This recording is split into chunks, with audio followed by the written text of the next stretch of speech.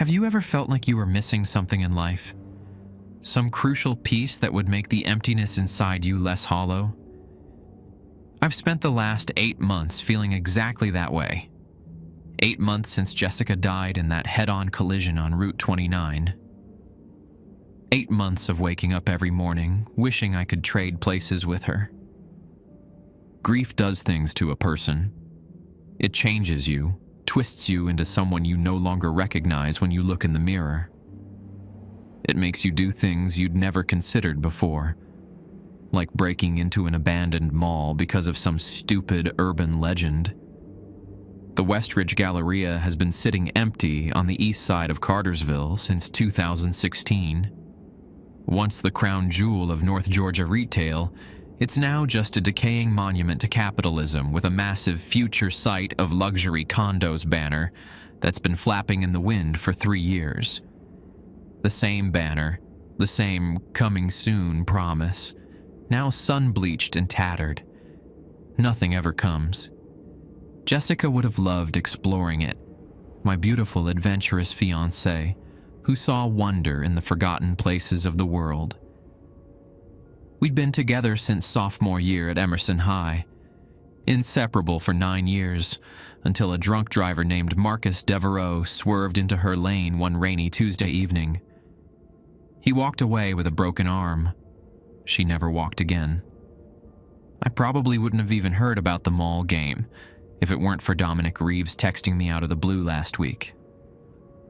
Dom and I had been close in college but drifted apart after graduation. He's one of those friends who only reaches out when he wants something, but his message caught my attention. Ethan, weird question. Have you heard about that ritual at Westridge? The one where you can supposedly talk to the dead? Taylor Nichols claims she did it and spoke to her grandfather. I ignored him at first. I've never been much for supernatural bullshit. But that night, I found myself on Reddit, scrolling through obscure forums where people swore they'd played the Westridge game and received messages from departed loved ones. Most seemed like typical internet crap, but one post stood out. Detailed instructions, written by someone calling themselves Mallwalker1988, who claimed they'd successfully completed the ritual and spoken with their dead mother. The post had been deleted, but someone had screenshotted it. The rules were very specific. Rule 1. Enter the Westridge Galleria through the service entrance behind the old Drummond's department store, exactly at 11:38 p.m. on a Tuesday. Rule 2. Bring a flashlight, but use it only when absolutely necessary. Rule 3. If you hear the sound of the DeMarco's Italian fountain running, cover your ears and close your eyes until it stops. Rule 4. Do not enter Kitty Kingdom or Claire's accessories under any circumstances. Rule 5. Never run, even if you hear footsteps behind you. Running attracts them. Rule 6. If you see a mannequin where there wasn't one before, walk backwards slowly until you can't see it anymore. Rule 7. When you reach the timepiece, jewelers on the 3rd floor, place a personal item of the deceased on the counter and wait until exactly 3:33 a.m. It sounded like garbage, the kind of manufactured creepypasta that bored teenagers share to scare each other. But I couldn't stop thinking about it. What if it wasn't? What if I could hear Jessica's voice one more time? Tell her I was sorry for the fight we had that morning before she left for work. The fight that ended with me saying I sometimes wished I'd never met her. Words I would give anything to take back. Hello, viewers. If you wish your stories or experiences to be narrated by me, share them on our own subreddit, which you can join from the description below. I will pick the stories from the community and narrate them, and every once in a while, we will host a 3-hour story compilation. So here I am, sitting in my Honda Civic at 11:27 p.m. on a Tuesday, staring at the hulking shadow of the Westridge Galleria through my rain-spattered windshield. I brought Jessica's silver locket, the one she was wearing when we first met at Rayford Lake during that summer bonfire, where Malcolm Wright got so drunk he fell off the dock. The paramedics found it clutched in her hand after the accident. I haven't taken it out of its box since the funeral. I'm not stupid. I know this probably won't work. But what if it does? What if those Reddit posts weren't just stories? I have to try. For her. For me. For the life we were supposed to have in that little craftsman house on Elmwood Drive that I can't bring myself to sell.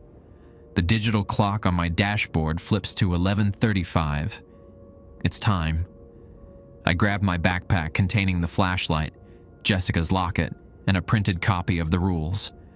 As I step out into the drizzling rain, my phone buzzes. Dom, did you go? Taylor's missing.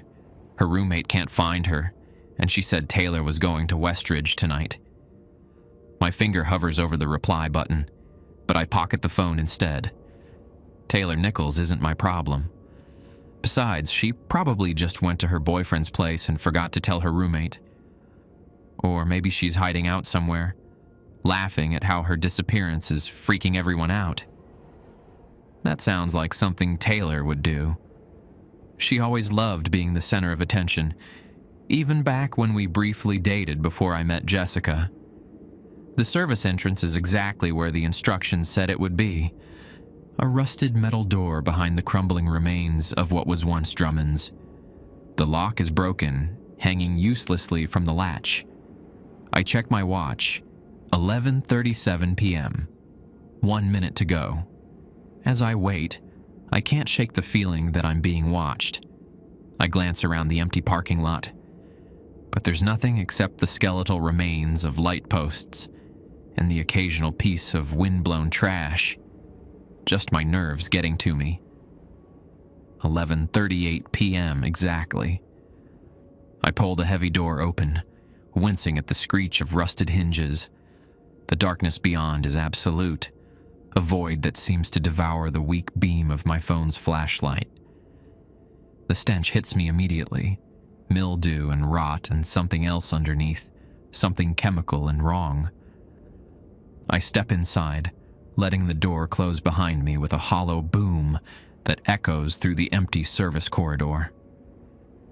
For a moment, I consider turning back. This is insane, right? Breaking into an abandoned mall in the middle of the night because of some internet ghost story. But then I think of Jessica's laugh, the way her eyes crinkled at the corners when she smiled, how she'd kiss the tip of my nose every morning before getting out of bed. Just one more conversation. One more chance to say goodbye properly. That's all I want. The corridor stretches ahead, barely illuminated by the faint emergency lights that still somehow have power. According to the map I memorized, I need to follow this hallway until it opens into what used to be Bennington's Books. From there, I'll cross the central court, past the dead fountain where Trevor Miller allegedly proposed to Stacy Kim in 2012, then up the broken escalator to the third floor. Simple. As I move deeper into the building, I notice something strange. Footprints in the dust. Recent ones. Someone else has been here. Taylor, maybe? Or someone else trying to play this sick game. The footprints lead toward the door at the end of the corridor, the entrance to what was once Bennington's Books. As I approach, I hear something that makes me stop in my tracks. The unmistakable sound of splashing water. DeMarco's fountain coming to life somewhere in the darkness ahead. The game has begun. The sound of running water echoed through the service corridor, bouncing off concrete walls and metal pipes. Rule 3 immediately flashed in my mind. If you hear the sound of the DeMarco's Italian fountain running, cover your ears and close your eyes until it stops. I switched off my flashlight, clapped my hands over my ears, and squeezed my eyes shut. The darkness behind my eyelids seemed to deepen, becoming an almost tangible pressure against my face. The sound of splashing water grew louder despite my covered ears, as if it were coming from inside my own head. Then something brushed against my arm. It felt like fingers. Cold, dry fingers tracing a line from my elbow to my wrist. I bit down hard on my lip to keep from screaming, tasting copper as blood filled my mouth. Every instinct screamed at me to run, but Rule 5 echoed in my head. Never run, even if you hear footsteps behind you. Running attracts them. I remained frozen in place, fighting against every cell in my body telling me to flee. After what felt like hours but was probably only seconds, the sound of the fountain stopped. I waited 3 more heartbeats, then cautiously opened my eyes and lowered my hands. The corridor was empty, illuminated only by the dim emergency lights. Whatever had touched me was gone, if it had ever been there at all. Maybe it was just my imagination, my nerves getting the better of me. I clicked my flashlight back on, its beam cutting through the gloom as I continued forward. The door at the end of the hallway opened into the darkened expanse of what used to be Bennington's books. The shelves were still here, empty and dusty, forming maze-like aisles through the darkness. I swept my flashlight across the room, taking in the desolation. Toppled bookshelves, water-damaged ceiling tiles, and the skeletal remains of the checkout counter where Jessica and I used to buy coffee table books we never actually read. I picked my way through the debris, following those same mysterious footprints in the dust. They led straight through Bennington's toward the exit into the main concourse. As I neared the storefront, I caught movement in my peripheral vision, a flash of something pale disappearing behind a bookshelf to my right. "Hello?" I called out softly, immediately regretting breaking the silence. No one answered, but the hairs on the back of my neck stood up. I wasn't alone in here. I quickened my pace, reaching the exit to Bennington's books and stepping out into the central court of Westridge Galleria. The vast atrium stretched upward 3 floors, capped by a massive skylight that let in the faint glow of the night sky.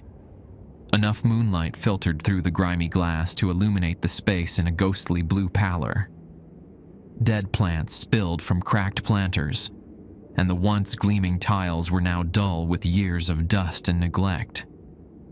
In the center stood the DeMarco's Italian fountain, a grandiose monstrosity commissioned by Antonio DeMarco himself when the mall first opened in 1982. The bronze statue of Venus rising from the waves was still intact, though heavily oxidized. The fountain basin was bone dry, as it should have been. So where had that water sound come from? I checked my watch. 11:52 p.m. Time moved differently in here, stretching and contracting like taffy.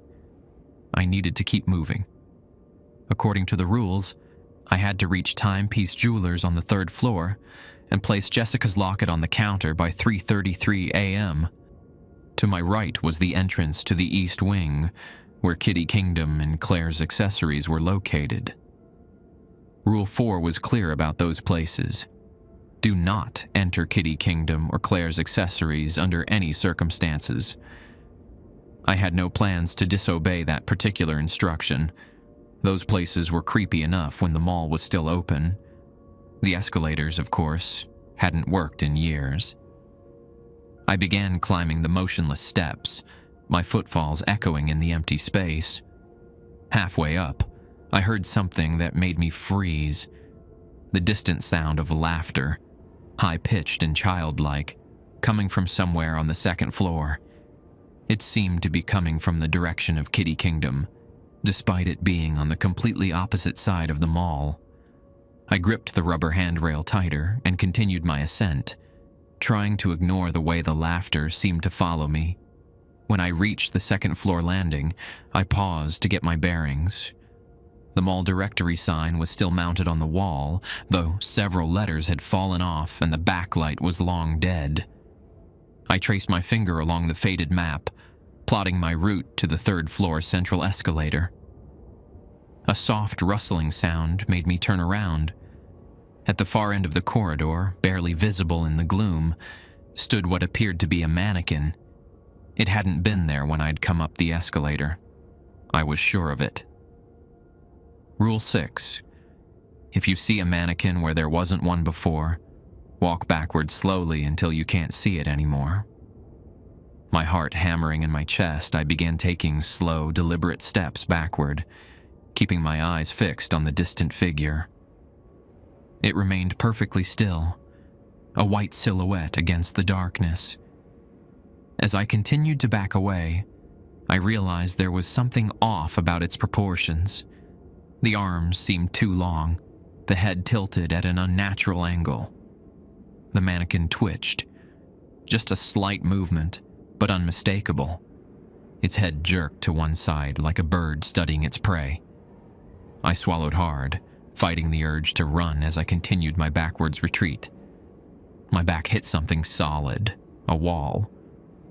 I'd backed up as far as I could go, but the mannequin was still visible, a pale shape in the shadows. It took a step forward. The movement was jerky, almost mechanical, but deliberate. It was coming toward me. Panic rose in my throat like bile. Rule 5 said not to run, but what choice did I have? I couldn't back up any further, and the mannequin was advancing. I glanced to my left and noticed a store entrance, Suncoast Video, where Jessica and I used to browse horror movies we were too scared to actually watch.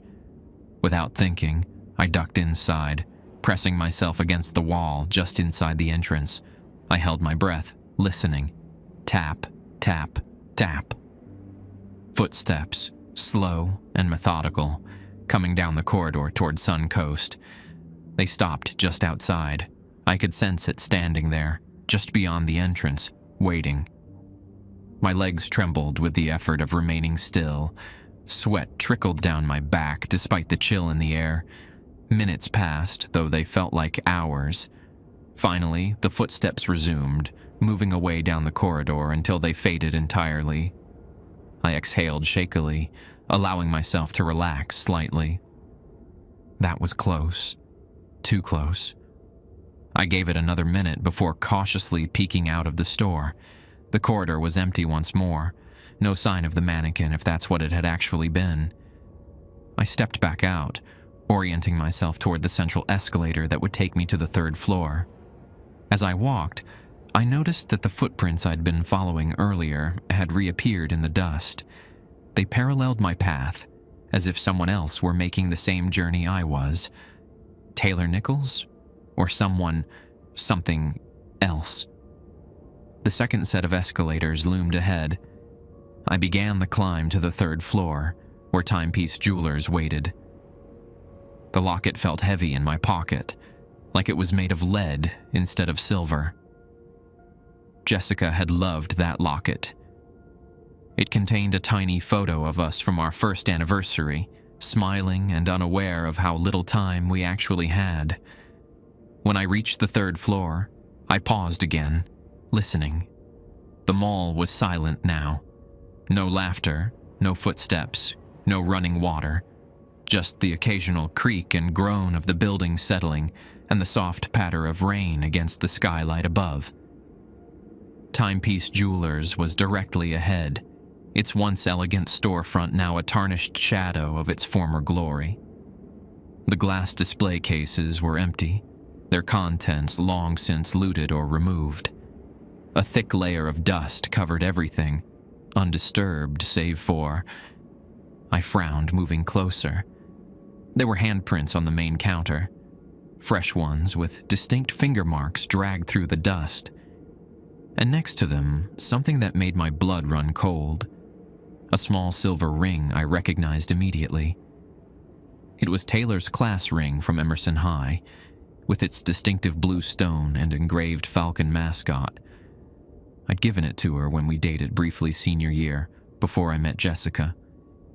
She'd tried to return it after we broke up, but I told her to keep it.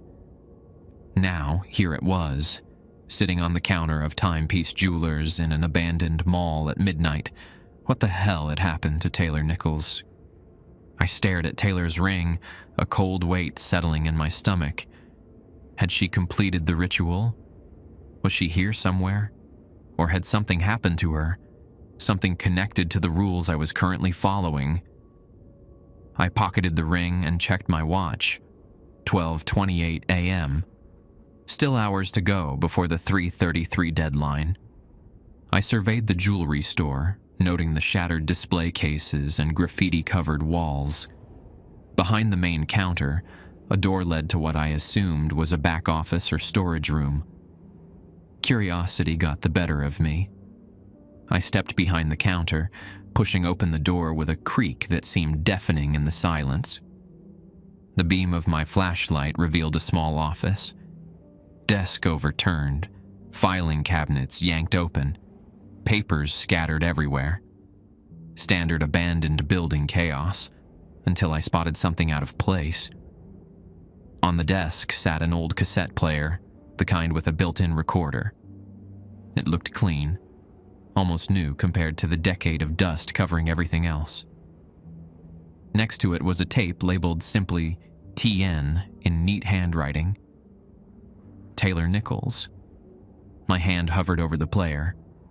Was this part of the ritual? The rules hadn't mentioned anything about recordings, but then again the rules also hadn't mentioned what I should do if I found evidence someone else had been here before me. I pressed play. Static crackled, then Taylor's voice filled the small room, instantly recognizable with that slight southern lilt she'd never quite lost despite her efforts to sound more cosmopolitan. Testing, testing. Okay, it's recording.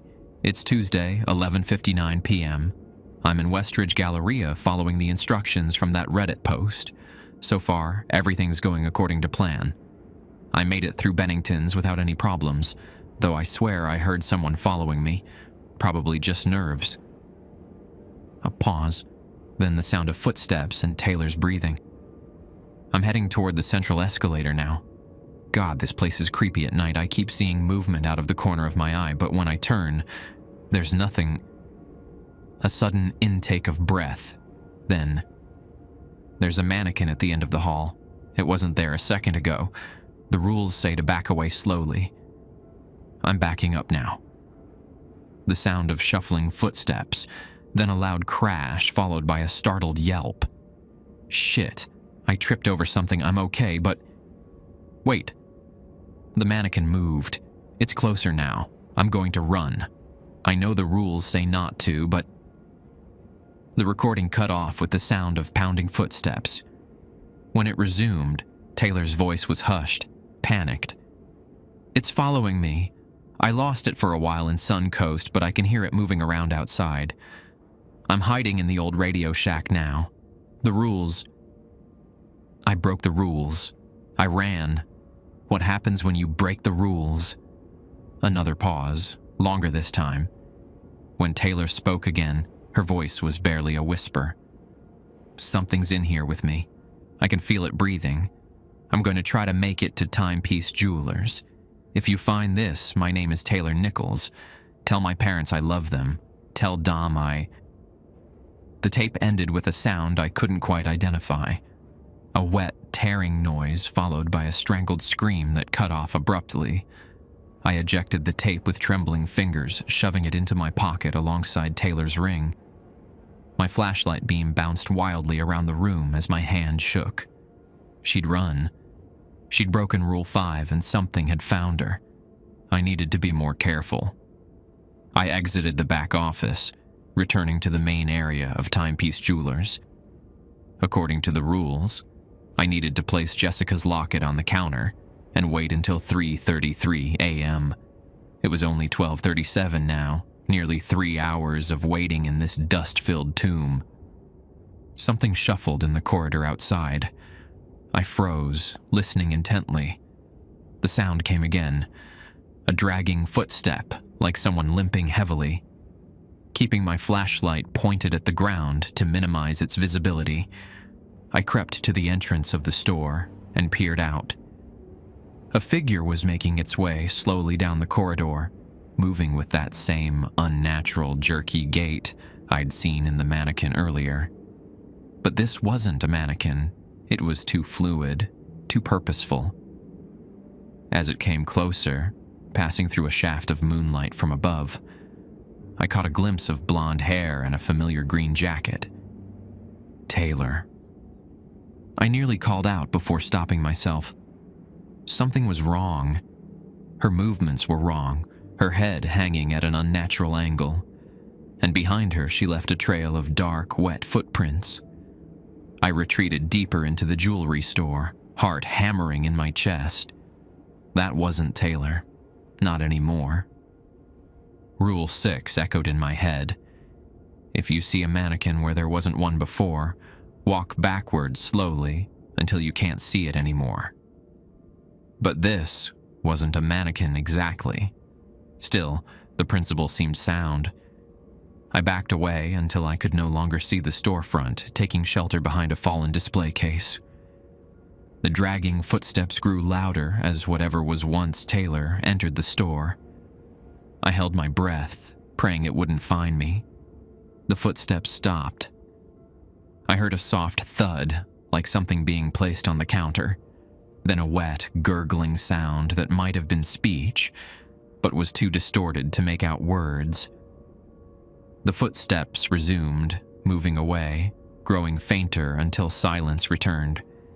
I waited several minutes before cautiously emerging from my hiding place. The thing that looked like Taylor was gone, but it had left something on the counter, a small silver object gleaming dully in the dim light. I approached carefully, keeping my flashlight beam low. It was another locket, almost identical to Jessica's, but when I opened it, the photo inside showed Taylor and her grandfather, the one she'd allegedly communicated with through this ritual. The locket was wet with something dark and viscous that I refused to identify. I swallowed hard, trying to make sense of what I was seeing. Had Taylor completed the ritual successfully? Was this evidence that it actually worked? Or had something gone horribly wrong because she broke the rules? My phone buzzed in my pocket, making me jump. I pulled it out to find 3 missed calls and several texts from Dom. "Ethan, where are you? Taylor's roommate is freaking out. Seriously, man, call me back. The police are getting involved." The most recent sent just seconds ago. "Are you at Westridge? Taylor's car is still in the parking lot. I'm coming to find you." No, I muttered, quickly typing a response. "I'm fine. Do not come here. I'll be out soon. Stay away from the mall." I hit send, but the message failed to deliver. No signal. Of course. Great. Now Dom was potentially on his way to join this nightmare. I checked my watch. 1:05 a.m., still over 2 hours before the appointed time. I couldn't leave. That would mean giving up my chance to speak with Jessica, but I couldn't let Dom walk into this either. An idea struck me. The rules said I needed to place Jessica's locket on the counter and wait until 3:33 a.m. They didn't specify that I had to stay in the jewelry store the entire time. Maybe I could intercept Dom at the entrance, warn him off, and get back here before the deadline. But what if that was breaking the rules? The instructions weren't explicit about staying put, but they weren't explicit about being able to leave either. Taylor had broken a rule, and look what happened to her. I weighed my options, pacing the dusty store. Dom had said he was coming to find me, but that didn't mean he was already here. He lived on the other side of Cartersville, at least 20 minutes away. If he'd just sent that text, I had time. As I debated, a new sound filled the dead mall. Music. Not the childlike laughter I'd heard earlier, but actual music playing faintly through the building's ancient PA system. It was Never My Love by The Association, Jessica's favorite song, the one we danced to at prom, at our engagement party, the one that would have been our first dance at our wedding. The music surrounded me, filling the space with its haunting melody. I felt tears prickling at the corners of my eyes. This couldn't be a coincidence. Jessica was here, or at least some part of her was reaching out to me through this twisted place. The music grew louder, clearer, as if the source were moving closer. It seemed to be coming from outside the store, back down the corridor toward the central court. I moved to the entrance, peering out cautiously. The corridor was empty, but the music pulled me like a physical force. I took a step out of the store, then another. The rules didn't say anything about music, only the fountain, mannequins, and those 2 forbidden stores. This had to be part of the ritual, right? Maybe this was how it worked. Jessica reaching out to me before our appointed meeting time. I found myself moving down the corridor, following the music that had meant so much to both of us. It grew louder with each step, beautiful and achingly familiar. For the first time since entering this nightmare mall, I felt something other than fear. Hope. The music led me to the balcony overlooking the central court, where a figure stood silhouetted against the pale moonlight streaming through the skylight. A slender female figure with long, dark hair cascading down her back. "Jessica?" I whispered, my voice breaking. The figure turned slowly, and I felt my heart stop. It looked like Jessica, the same heart-shaped face, the same full lips I'd kissed 1,000 times, but her eyes were wrong, completely black, like empty sockets, and her skin had a grayish pallor. She smiled, revealing teeth that were just slightly too sharp. "Ethan," she said, her voice a perfect imitation of Jessica's warm contralto. "I've been waiting for you." She extended her hand toward me, and I noticed her fingers were too long, the joints bent at unnatural angles. Behind her, the music continued to play, but now it sounded distorted, wrong, as if the tape were being chewed up by the machine. I took an involuntary step backward, remembering the rules. This wasn't Jessica. This wasn't part of the ritual. This was something else entirely, using Jessica's face, her voice, her favorite song to lure me away from the jewelry store. Rule 7 flashed in my mind. When you reach the Timepiece Jewelers on the 3rd floor, place a personal item of the deceased on the counter and wait until exactly 3:33 a.m. I was supposed to wait. This was a test, or a trap. "You're not Jessica," I said, my voice steadier than I expected. The thing wearing Jessica's face tilted its head at an impossible angle, its smile widening until it split its cheeks. "Don't you want to dance with me, Ethan? One last dance before the world ends?" The thing wearing Jessica's face took a step toward me, its movements fluid yet somehow wrong, like a puppet with too many strings. The music warped further, the familiar melody dissolving into discordant noise. "Don't you miss me, Ethan?" it asked, Jessica's voice layered with something else, a rasping, hungry undertone that made my skin crawl. "Don't you want to hold me again?" Every instinct screamed at me to run, but I remembered Taylor's fate. Never run, even if you hear footsteps behind you. Running attracts them. Instead, I began backing away slowly, keeping my eyes on the thing that wasn't Jessica. "You're not her," I repeated, my voice steadier than I expected.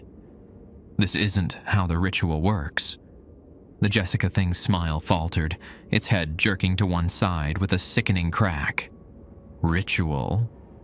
Is that what you think this is? A little game with rules that will protect you?" It laughed, a sound like breaking glass. "There are older things here than your little internet ghost stories, Ethan Sullivan." I hadn't told it my last name. A chill ran down my spine as I continued my careful retreat. The thing advanced, matching my pace step for step. The distorted music faded, replaced by a low, persistent hum that seemed to vibrate through the entire building. "They all come here thinking they understand," it continued, its voice shifting between Jessica's familiar tones and something ancient and cold. Taylor, Marcus, even little Amy Jenkins back in 2018. They all thought they knew the rules. I felt my back hit the wall, nowhere left to go. The thing was only feet away now, close enough that I could smell it. A cloying sweetness underneath which lurked the unmistakable scent of decay. But you're different, aren't you, Ethan? You're being so careful, following all the rules. It cocked its head, studying me with those empty black eyes. I wonder how long that will last. Suddenly, a crash echoed from somewhere on the lower level, glass breaking, followed by a man's voice calling out. Ethan? Taylor? Is anybody here? Dom. He'd actually come. The Jessica thing's head snapped toward the sound, its neck stretching impossibly as if to better hear. Then it turned back to me, its grin widening. Sounds like your friend has arrived? Should we go greet him?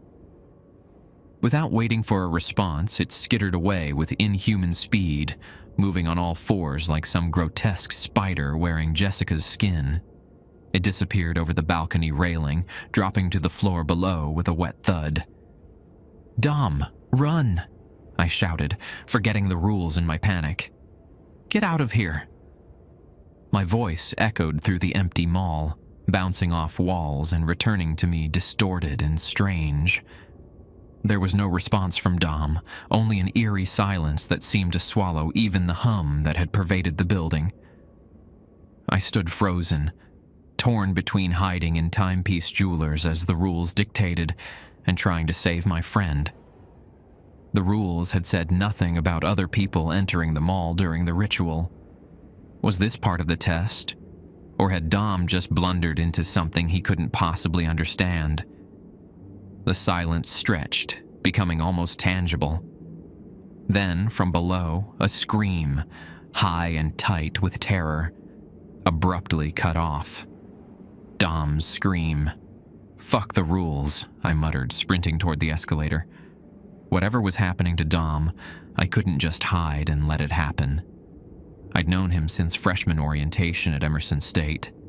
He'd helped me through the darkest days after Jessica's death, bringing over pizza and beer, making sure I ate something, anything. Flew down the motionless escalator steps, nearly losing my footing in my haste. As I reached the lower level, I swept my flashlight across the central court, looking for any sign of Dom or the Jessica thing. The beam caught something moving near the DeMarco's Italian fountain, a dark shape hunched over something on the ground. As I watched, it raised its head, and light reflected off eyes that gleamed red in the darkness. Not the Jessica thing, something else. I killed the flashlight immediately, plunging myself back into near darkness. The only illumination came from the moonlight filtering through the skylight above, casting the central court in a ghostly blue glow. I pressed myself against a pillar, watching the shape by the fountain. It sniffed the air, turning its head this way and that, searching. For Dom? For me? I couldn't tell. After a moment, it returned its attention to whatever lay at its feet. I heard wet, tearing sounds that made my stomach lurch. Taking advantage of its distraction, I began creeping around the perimeter of the court, keeping to the shadows. I needed to find Dom, but I also needed to get back to Timepiece Jewelers before 3:33. The rules were clear on that point, and after what I'd seen happen to Taylor, I wasn't E.I.ager to test them further. I checked my watch. 1:47 a.m., still plenty of time, assuming I survived the next few minutes. As I made my way around the court, I spotted another dark shape ahead, a human form sprawled on the tiles near the entrance to what had once been an orange Julius. I approached cautiously, dreading what I might find. It was Dom. He lay face down, unmoving, a pool of something dark spreading beneath him. I reached out with trembling fingers touching his shoulder. "Dom?" I whispered. He groaned, shifting slightly. "Thank God." He was alive. I carefully rolled him over, trying to assess his injuries in the dim light. His face was pale and drawn with pain, but what made my heart stutter was the state of his left arm, or what remained of it. The limb ended in a ragged stump just below the elbow, the wound seeping blood that appeared black in the moonlight. Jesus Christ, I breathed. Dom, what happened? His eyes fluttered open, unfocused. Ethan? That you? His voice was thin, reedy with shock and blood loss. Yeah, it's me. We need to get you out of here. I began removing my belt, intending to use it as a tourniquet. Dom's right hand shot out, grabbing my wrist with surprising strength. No, he rasped. Can't leave. Rules. I stared at him. You know about the rules? Dom, you're bleeding out. We need to get you to a hospital. He shook his head weakly. Came to warn you. Taylor, not the first. People disappear every few years, always on Tuesdays. He coughed, a wet, rattling sound. Not a ritual, a feeding. The hairs on the back of my neck stood up. What are you talking about? Mall's hungry, Ethan. Has been since they built it. The rules? They're not to help you communicate with the dead. They're to prepare you, tenderize you. A cold weight settled in my stomach. Then why are you here? Why didn't you just call the police? Dom's laugh turned into another wet cough. Tried. No one believes. Had to come. Warn you myself. His eyes rolled back momentarily before focusing on me again. Thing took my arm. Not like the others, though. This one's new.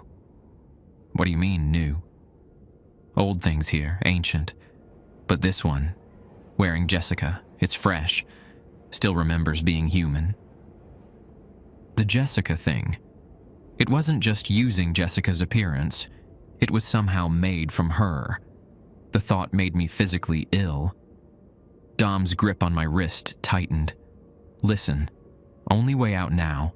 Finish the ritual. Play by their rules, but know the real game. When you put the locket down, be ready. Ready for what? His eyes slid past me, widening in terror. Behind you! I whirled around just as a massive shape lunged from the shadows. I caught a glimpse of too many limbs, too many eyes, before it slammed into me, sending me sprawling across the tile floor. My flashlight skittered away, its beam cutting wild arcs through the darkness. The thing crouched over Dom, who screamed once before the sound was cut off with a sickening crunch. I scrambled backward, gasping for breath as the creature gorged itself. I couldn't watch. I couldn't help. All I could do was live long enough to finish what I'd started. I found my feet and ran, forgetting Rule 5 in my blind panic. The thing's wet feeding sounds pursued me as I dashed toward the escalator, taking the steps 2 at a time. I didn't look back, didn't slow down until I reached Timepiece Jewelers and collapsed behind the counter, heart hammering against my ribs like it was trying to escape. Dom was gone. Just like Taylor. Just like who knew how many others who'd tried to play this twisted game over the years. And it wasn't a game at all, was it? It was a trap.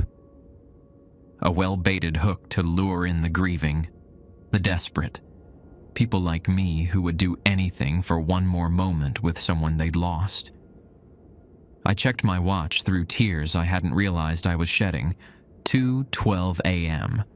Still over an hour before the appointed time. An hour hiding here, hoping those things didn't find me, knowing what would happen if they did. But what would happen at 3:33? Dom had said to be ready, but ready for what? If this wasn't a ritual to communicate with the dead, but instead some kind of feeding, then what was the point of the specific time? Why the locket? I retrieved Jessica's locket from my pocket, running my thumb over its tarnished surface. Inside was the photo of us, young and happy, and unaware of how quickly it would all be taken away. I'd brought it thinking it would connect me to her spirit. Now I wondered if it would connect me to something else, something that wore her face but wasn't her at all. As I crouched there in the dust and darkness, a new sound reached my ears, the steady drip of water. The DeMarco's Italian fountain was running again. Rule 3 flashed in my mind. If you hear the sound of the DeMarco's Italian fountain running, cover your ears and close your eyes until it stops. I squeezed my eyes shut and pressed my palms against my ears, but the sound only grew louder. Drip, drip, drip. It seemed to be coming from directly above me. Slowly, reluctantly, I opened my eyes and looked up. The ceiling was weeping. Dark liquid oozed between the tiles, gathering into heavy drops that fell with hypnotic regularity. Drip, drip, drip. One landed on my cheek, warm and viscous. I wiped it away and my fingers came back red. Blood. The ceiling was crying blood. I scrambled out from under it, backing away until I hit the store's front window. The dripping increased in tempo, becoming a steady stream that pooled on the floor where I'd been crouching. The blood spread, darkening the dust, moving with purpose toward me as if drawn by some unseen force. "Stay back," I whispered, though I knew it was ridiculous to address a pool of blood as if it could hear me. But it did hear. The flow stopped abruptly, the edge of the pool rippling slightly as if in response to my voice. Then, before my disbelieving eyes, it began to rise upward, forming a column that gradually took on a human shape. A woman's shape. Jessica's shape. This wasn't like the thing I'd encountered earlier. This was purer somehow. Less substantial, like it was made of shadow and memory rather than corrupted flesh. It had Jessica's form down to the smallest detail. The slight crook in her nose from when she'd broken it playing soccer in high school. The tiny scar on her chin from a childhood mishap with a swing set. "Ethan," it said. And God help me, it was her voice. Not the distorted, hungry version from before, but Jessica's voice, soft and sad and so achingly familiar it brought fresh tears to my eyes. "You're not real," I said, my voice breaking. "You can't be."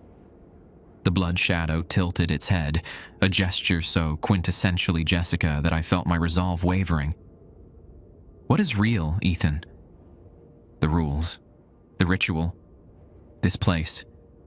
It gestured around the abandoned store. "None of it is what you think it is. None of it is what they told you." "Then what is it?" I asked, still pressed against the window, unwilling to move closer, but equally unable to look away. "A threshold," the Jessica shadow replied, "a crossing point between what was and what might be, between the living and something else. The dead." It smiled, a sad thing that didn't reach its eyes. "Death is just another word for transformation. We don't end, Ethan. We change." I swallowed hard, trying to process what I was hearing. "So, the ritual, it works. I can actually talk to Jessica." "You're talking to me now, aren't you?" it said, spreading its arms. "But is that what you really came for? To talk? Or did you come seeking absolution for the fight, for the words you can never take back?" I flinched as if struck. How could it know about that? Unless... "Jessica," I whispered, allowing myself to hope for the first time since entering this nightmare. The blood shadow's smile deepened, becoming something hungry and wrong. "Oh, Ethan, you really should have followed the rules." It lunged forward, its form dissolving into a spray of blood that engulfed me like a wave. I screamed, flailing blindly as the warm liquid invaded my nose, my mouth, my eyes, choking me, drowning me in the heart of the abandoned mall. I clawed at my face, desperate to clear the blood from my eyes, my mouth, my nostrils. It filled my lungs, drowning me from the inside. I couldn't breathe, couldn't scream, The world dissolved into red agony as I thrashed against the window, my body convulsing in its death throes. Then, as suddenly as it had engulfed me, the blood retreated, slithering away across the floor like a living thing. I collapsed to my knees, retching and gasping, spitting out mouthfuls of the foul liquid. Impossibly, my lungs worked again, drawing in ragged breaths of the mall's stale air that tasted sweeter than any oxygen I'd ever known. "That was just a taste," said a voice above me. Jessica's voice, but not. A small sample of what awaits at 3:33. I looked up through watery eyes.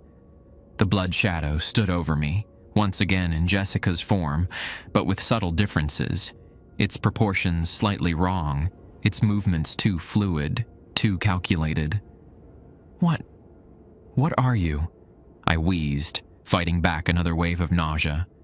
"I'm what you came for," it replied, its voice layered with multiple tones, as if several people were speaking in unison.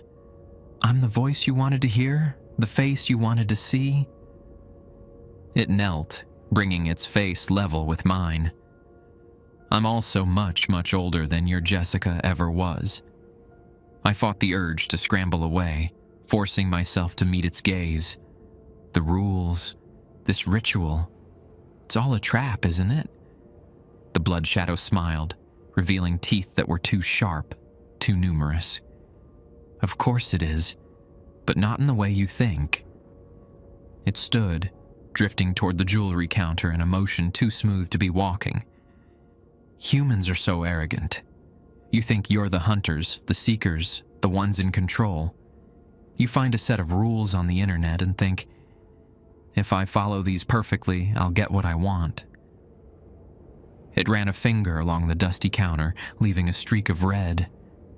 "But what if the rules weren't made for you to follow? What if they were made for us? I don't understand." The Westridge Galleria was built in 1982, but this place, this exact spot, has been a crossing point for centuries.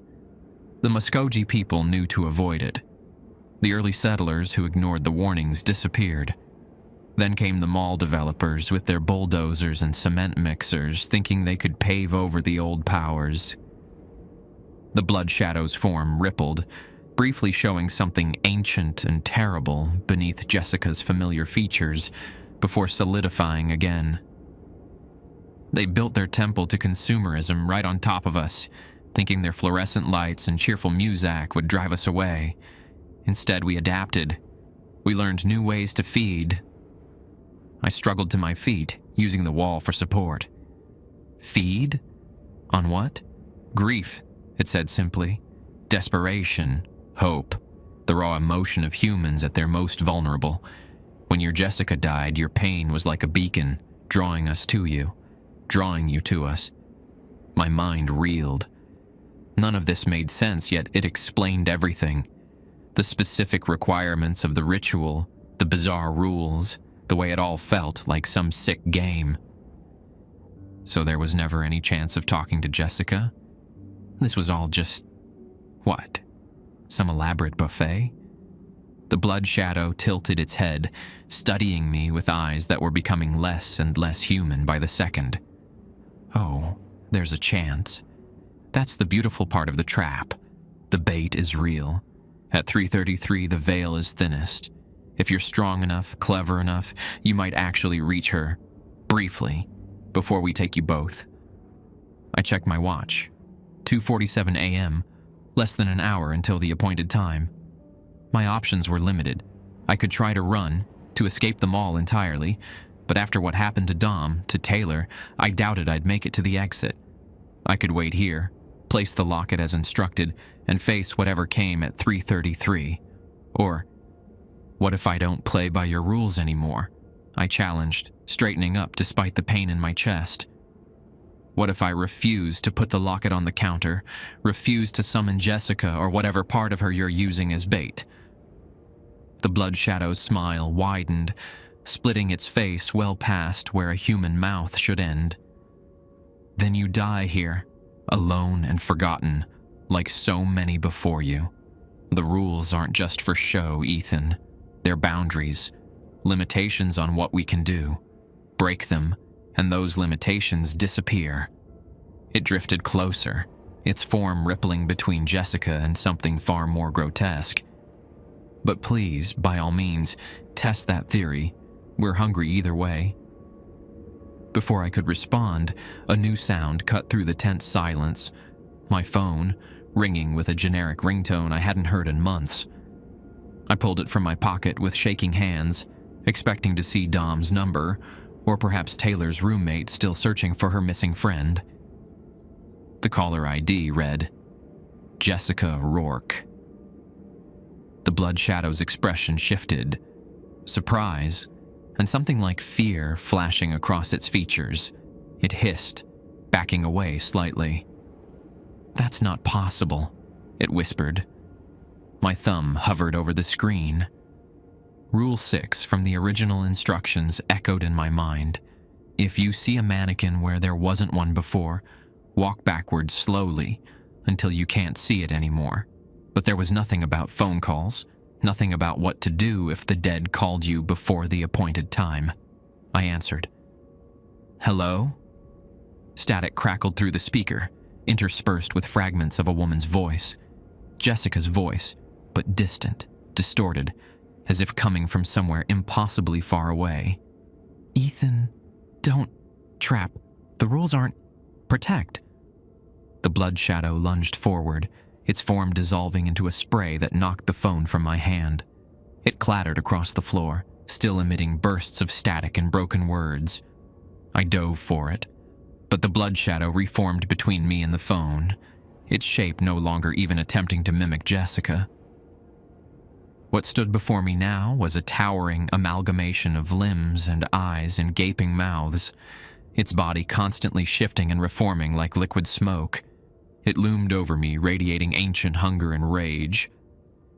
"Enough!" it boomed, its voice reverberating through the abandoned mall. "You were told the rules.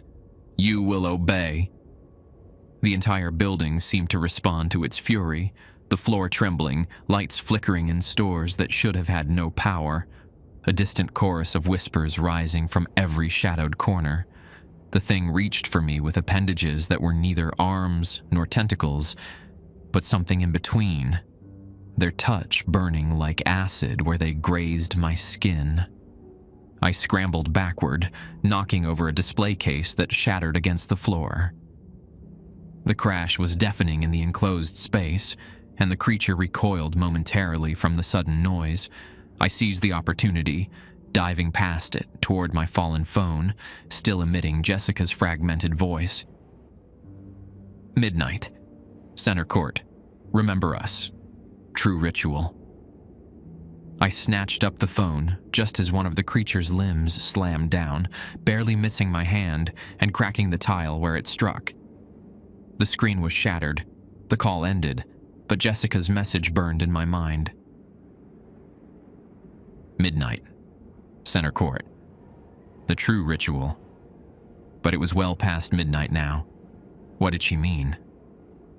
My eyes fell on the shattered display case, and among the broken glass, I spotted an old-fashioned clock, a Timex with an analog face, its hands frozen at 12 o'clock. Of course. Midnight at the center of the mall, the DeMarco's Italian fountain. That's where the real ritual was supposed to take place, not here at Timepiece Jewelers. The rules I'd been following weren't to help me communicate with Jessica. They were to keep me from finding the truth. I turned to run, but the creature blocked my path, filling the store entrance with its writhing mass. Its countless mouths opened in unison, each speaking with the voice of someone different, someone who had come to the mall seeking their lost loved ones, only to become part of this monstrosity. "You cannot leave," they said in terrible harmony. "The feeding will commence at 3:33. I backed away, my mind racing. I needed to get to the center court, to the fountain, but this thing wasn't going to let me walk out. My gaze darted around the store, seeking any possible escape route. Behind the counter, the door to the back office stood ajar. If I could reach it, maybe there was another way out. A service corridor, an emergency exit, anything. The creature sensed my intention and surged forward, its mass blocking more of the store with each passing second. I feinted left, then dove right, rolling across the display counter and landing hard on the other side. Before the creature could reorient itself, I sprinted for the back office, slamming the door behind me. There was no lock, nothing to barricade the flimsy door against the nightmare pursuing me. But there, in the far wall, half hidden behind an overturned filing cabinet, an access panel, the kind maintenance workers use to reach the space between stores. I shoved the cabinet aside as the door behind me began to bulge inward, the wood splintering under some immense pressure. The access panel was small, barely large enough for a person to squeeze through, secured with a simple latch that broke easily under my desperate strength. Beyond was darkness, a narrow maintenance corridor running between the stores. I dove in head first, just as the office door exploded inward, the creature's rage manifesting as a physical force that sent debris flying across the small room. I didn't look back, couldn't afford to. I crawled through the dusty passage as quickly as I could, hearing the thing trying to force its massive bulk into the narrow space behind me. The walls around me shuddered as it screamed in frustration, unable to follow. The passage ended at another access panel. I kicked it open, tumbling out into what had once been a Victoria's Secret. Now just an empty space with a few broken mannequins scattered about. I got to my feet, orienting myself. If I remembered the mall layout correctly, the central court was just ahead. I checked my watch. 3:12 a.m. 21 minutes until the creature's feeding time. But if Jessica's fragmented message was right, I needed to be at the fountain, not the jewelry store, when that moment came. I crept to the store entrance, peering out cautiously. The corridor was empty, but I could hear something massive moving through the walls, the ceiling, the floor. The creature, or perhaps the mall itself, hunting me. Taking a deep breath, I stepped out into the corridor and began running toward the central court. Jessica's locket clutched tightly in my fist, praying I'd understood her message correctly. Behind me, the walls began to bleed. The central court loomed ahead, bathed in ghostly moonlight filtering through the skylight 3 stories above. The DeMarco's Italian fountain stood in the center, bone dry and silent, its bronze Venus staring impassively across the abandoned mall. I approached cautiously, every sense heightened, waiting for the creature to emerge from the shadows and drag me back to its feeding ground. But the court remained eerily quiet. No blood dripping from the walls, no whispers from the darkness, no monstrous shape blocking my path. Just the hollow emptiness of a dead mall and the steady tick of my watch counting down the minutes until 3:33. I reached the fountain's edge at 3:17 a.m., circling it warily. The massive basin was cracked in several places, lined with years of dust and dead leaves that had somehow found their way inside. Venus rose from the center, her arms outstretched in a gesture that once might have seemed welcoming, but now looked more like a plea for help. "Okay, Jessica," I whispered, clutching her locket tightly. "I'm here. What now?" As if in response, a gust of cold air swept through the court, swirling the dust in the fountain basin into miniature cyclones. I shivered, not just from the chill, but from the certainty that something was watching me. Many somethings, hidden just beyond the veil of perception. I checked my watch again. 3:19 a.m. 14 minutes until whatever was supposed to happen at 3:33. 14 minutes to figure out what Jessica had been trying to tell me about the true ritual. The locket felt warm in my hand, almost pulsing with a life of its own. I ran my thumb over its tarnished surface, feeling the intricate engravings that decorated the silver heart. Jessica had worn it every day since I'd given it to her on our first anniversary. Inside was our photo, young and smiling, blissfully unaware of the tragedy that would tear us apart. I opened the locket, gazing at our faces in the dim light. We looked so happy, so certain that our love would last forever.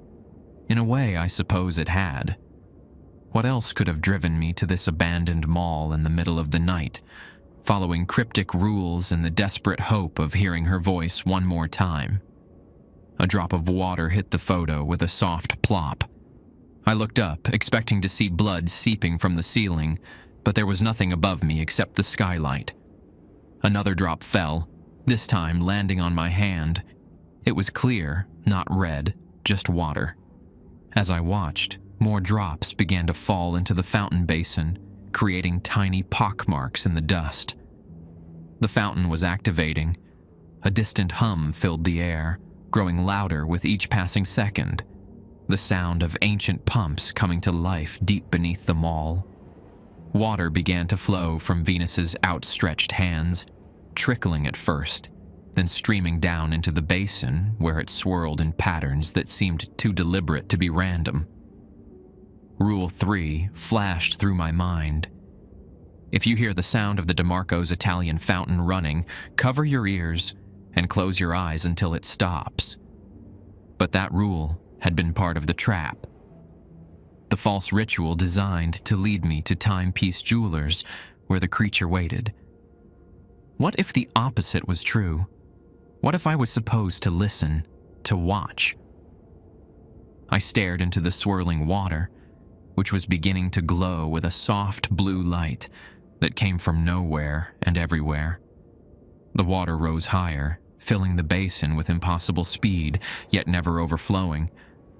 Within its depths, shadows moved, human shapes dancing and twisting in a strange, silent ballet. Ethan. Jessica's voice, clear and unmistakable, came from directly behind me. I spun around, heart pounding, to find her standing there. Not the blood shadow monstrosity that had tormented me, but Jessica as she had been in life. Warm, solid, real. "Jess," I whispered, afraid that speaking too loudly would break whatever spell had brought her here. She smiled, that crooked smile that had always made my heart skip a beat. "It's me, the real me, not that thing wearing my face." I wanted to run to her, to throw my arms around her and never let go, but caution held me back. "How do I know it's really you? How do I know this isn't another trap?" "You don't," she said simply. "That's faith, Ethan. That's love. But if you need proof..." She stepped closer, her movements fluid and natural, nothing like the jerky, wrong motions of the creature. "The morning before the accident, we fought about your mother's birthday party. You said you didn't want to go because you couldn't stand watching her get drunk and embarrass herself again. I told you to grow up and be there for her anyway." My throat tightened. No one else could have known about that fight. We'd been alone in our kitchen, no witnesses except the half-empty coffee cups and the morning sunlight streaming through the window. "You said you sometimes wished you'd never met me," Jessica continued, her voice soft with remembered pain. "And I walked out without saying goodbye. That's why you're here, isn't it? To take those words back." Tears blurred my vision. "I didn't mean it. God, Jess, I swear I didn't mean it. It was just a stupid fight, and then you were gone, and I never got to tell you." "I know," she said, closing the distance between us. "I've always known." Her hand touched my cheek, warm and solid and real. I leaned into it, a sob catching in my throat. This was Jessica, my Jessica, not some monstrous approximation using her voice and face to lure me to my doom. "What's happening, Jess? What is this place? That thing said it feeds on grief, on hope." Jessica's expression darkened. It wasn't lying about that. The Westridge Galleria was built on a crossing point, a place where the boundary between worlds is thin. But the mall itself was designed as a prison, not a feeding ground. A prison? For what? For them. The old ones. The things that were here long before humans built shopping malls and parking garages. She gestured to the fountain, where the dancing shadows had grown more numerous, more agitated. The original builders knew what they were doing. The DeMarco family has protected crossing points for generations. The fountain was a seal, designed to keep those things contained. I glanced at the water, now glowing bright enough to illuminate the entire central court. Then why is it active now? Why tonight? Because the seal is failing, Jessica said urgently. It has been for years, ever since the mall closed and the regular rituals stopped. Antonio DeMarco used to perform them himself, midnight on the first Tuesday of every month, reinforcing the boundaries with salt and silver and prayer. Understanding dawned, and when the mall went bankrupt and closed, the ritual stopped. The creatures began to break free, finding ways to lure people in with false rules and promises of communion with the dead. Each victim made them stronger. Each death weakened the seal further. Jessica's eyes were intense, focused. But there's a reason they targeted you specifically, Ethan. The DeMarcos aren't the only family with a connection to this place. What are you talking about? Your grandmother's maiden name, what was it? I frowned, confused by the apparent non sequitur. Hargrove. Eleanor Hargrove. What does that have to do with... Eleanor Hargrove was Antonio DeMarco's cousin, Jessica interrupted. Your family has the same protection abilities, the same blood that can reinforce the seal. That's why I was able to reach you through the phone, why I can appear to you now. Your blood calls to the boundary between worlds, just as mine calls to you. I struggled to process this revelation. My grandmother had rarely spoken about her family, and I'd never heard the name DeMarco connected to ours. But there had always been strange family superstitions. Never shop after midnight. Never enter a new building first. Always carry salt in your left pocket on Tuesdays. So, what do I do? I asked, checking my watch. 3:27 a.m. 6 minutes until whatever was supposed to happen at 3:33. Complete the true ritual, Jessica said, taking my hands in hers. The locket lay between our palms, warm and pulsing like a tiny heart. When the fountain reaches its peak at 3:33, add your blood to the water. Not much, 7 drops, 1 for each day of the week. Then recite the words that Eleanor taught you when you were 8. I blinked in surprise. The nightmare prayer. That nonsense rhyme about monsters under the bed. Jessica nodded solemnly. It was never nonsense, Ethan. Your grandmother was preparing you, just in case you ever found yourself in a situation like this. The fountain's glow intensified, and with it came a low, angry hum that seemed to emanate from the very walls of the mall. The shadows in the water moved more frantically now, pressing against some invisible barrier, as if trying to break free. They know what we're planning, Jessica said, her voice tight with urgency. They'll try to stop you. The blood shadow, the mannequins, all of them. They're different aspects of the same entity, fragments of the ancient thing imprisoned here. It will use everything it has to prevent the seal from being reinforced. As if summoned by her words, a terrible scream echoed through the mall, a sound no human throat could produce, filled with rage and hunger and ancient malice. The walls around the central court began to bleed, thick rivulets of red running down to pool on the floor. The blood moved with purpose, flowing toward the fountain like tiny crimson snakes. It's coming, Jessica said, her form flickering slightly. I can't stay much longer, Ethan. The boundary is stretching thin, but it works both ways. I can reach across to you, but so can they. Don't go, I pleaded, tightening my grip on her hands. "I just found you again." Her smile was sad, tinged with an acceptance I was still struggling to find. "I'm never far, Ethan. Not really.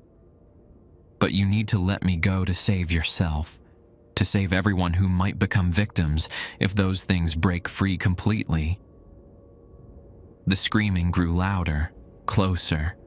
The blood on the floor had reached the fountain's edge, beginning to climb its sides like some sentient ooze. Above us, the skylight cracked with a sound like a gunshot, spiderweb fractures spreading across the glass. 3:31, Jessica said, glancing at my watch. "Almost time."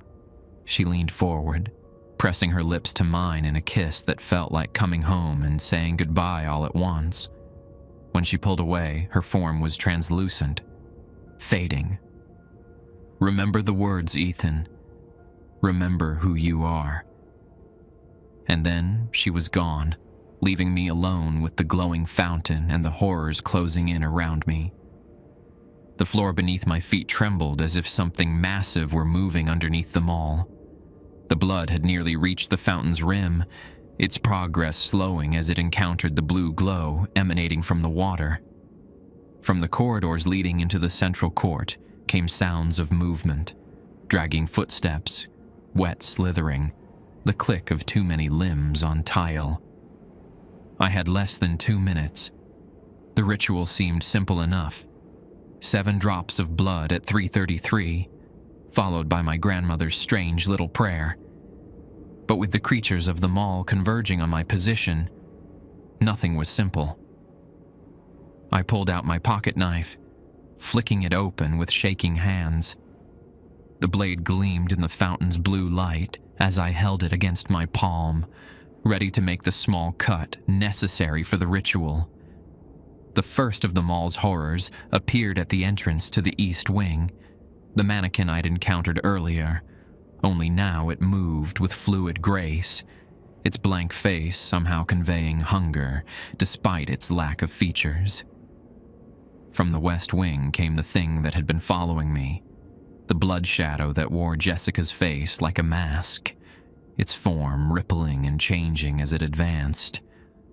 And from the north corridor, from the direction of Timepiece Jewelers, came something worse. A towering amalgamation of broken bodies and twisted faces, each one a person who had died within these walls. I recognized Dom's face among them, his eyes vacant, his mouth moving in silent screams. The creatures paused at the edge of the central court, held back by some invisible boundary created by the fountain's glow. They paced and seethed, testing the limits of their confinement, searching for weakness. The blood shadow locked eyes with me, its stolen face contorting with hatred. "You cannot seal us again," it hissed, Jessica's voice layered with countless others. "We have grown too strong. We have fed too well." "Maybe," I replied, firming my grip on the knife, "but I'm still going to try." My watch beeped softly. 3:33 a.m. In one swift motion, I sliced my palm, flinching at the sharp sting. Blood welled up, dark against my skin. I held my hand over the fountain, letting 7 drops fall into the glowing water. 1, 2, 3. The creatures shrieked in unison, hurling themselves against the invisible barrier with renewed fury. The walls of the mall trembled, plaster raining down from the ceiling. The skylight cracked further, sharp fragments of glass falling like deadly rain. 4, 5, 6. The blood shadow stretched impossibly tall, its form becoming something ancient and terrible, shedding Jessica's appearance entirely. "We will devour you slowly," it promised, its voice shaking the very air. "We will feast on your soul for eternity." 7. As the final drop hit the water, the fountain erupted with blinding blue light. The creatures recoiled, their screams becoming wails of pain and fear. In that moment of brilliant clarity, I recited my grandmother's nightmare prayer, the words coming back to me as if I'd spoken them yesterday. Shadows creep and shadows crawl, but they cannot breach the wall. Blood of mine and words of power, seal them in their midnight tower. What was bound shall bound remain, till morning breaks the night in twain. By DeMarco's hand and Hargrove's heart, I command thee now, depart. The final word tore from my throat with a force that surprised even me, echoing through the mall with supernatural resonance.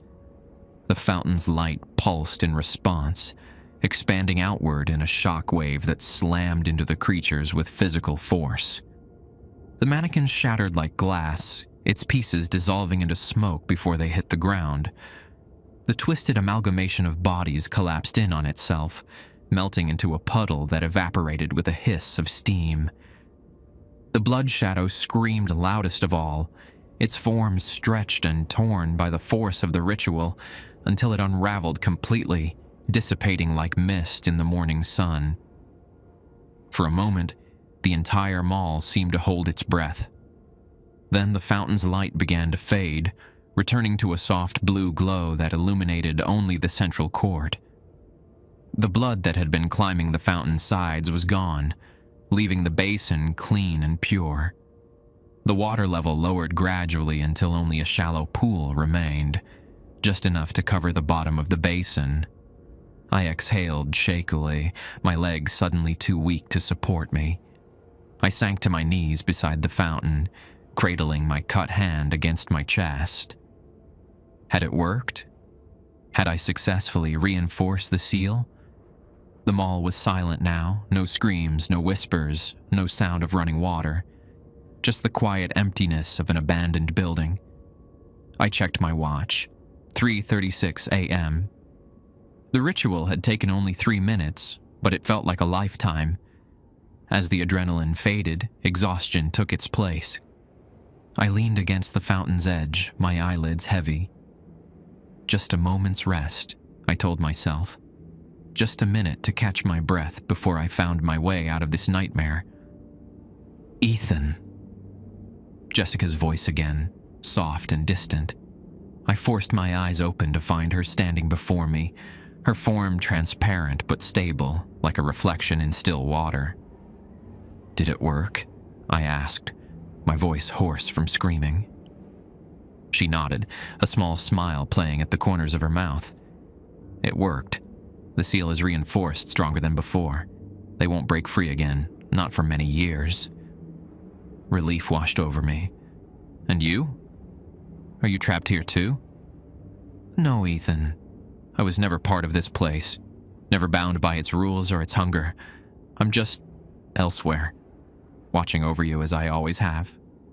She knelt beside me, her form shimmering in the fountain's fading light. It's time for you to go.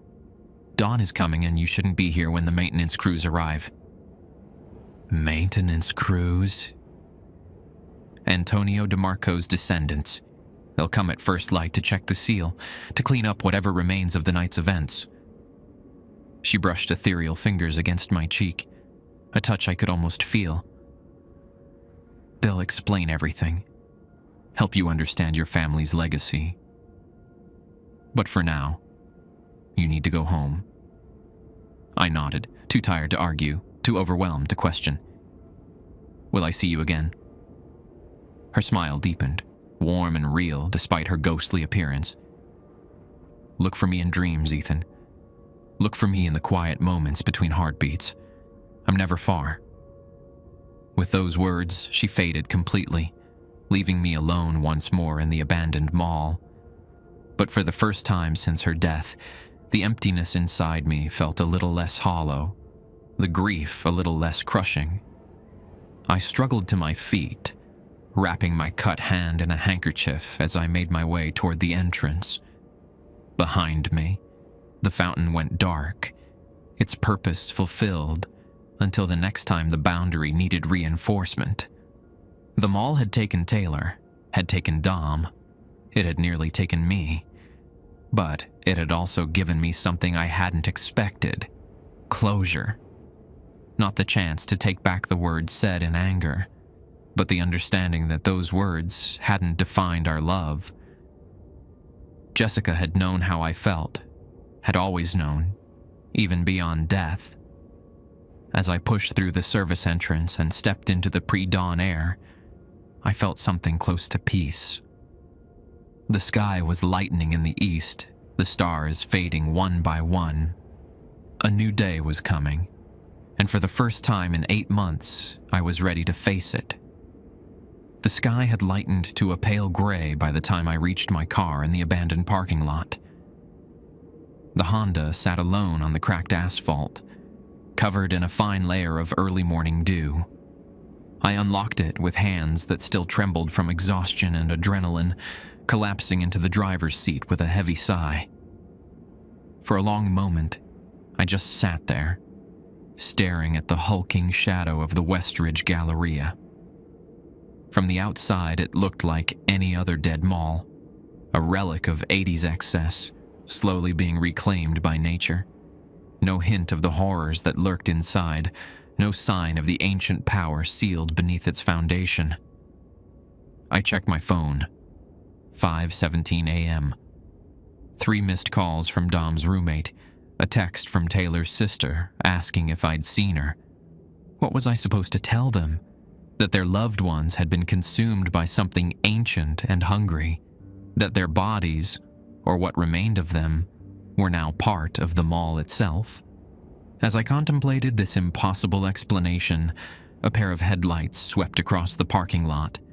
A black SUV with tinted windows pulled in, followed by 2 more identical vehicles. They parked in a row facing the mall, their engines cutting off in unison. Men and women in dark clothing emerged, 8 of them in total, moving with the practiced efficiency of people who had done this many times before.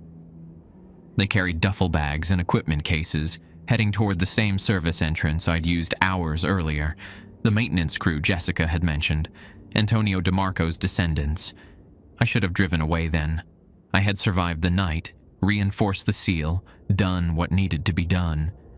But curiosity, or perhaps something deeper, some newfound connection to my apparent family legacy, kept me rooted in place. One figure detached from the group, walking purposefully toward my car. A woman in her 50s, silver-streaked black hair pulled back in a severe bun, her olive complexion marked with the lines of experience rather than age. She tapped on my window, her expression unreadable. I hesitated, then rolled it down. Ethan Sullivan?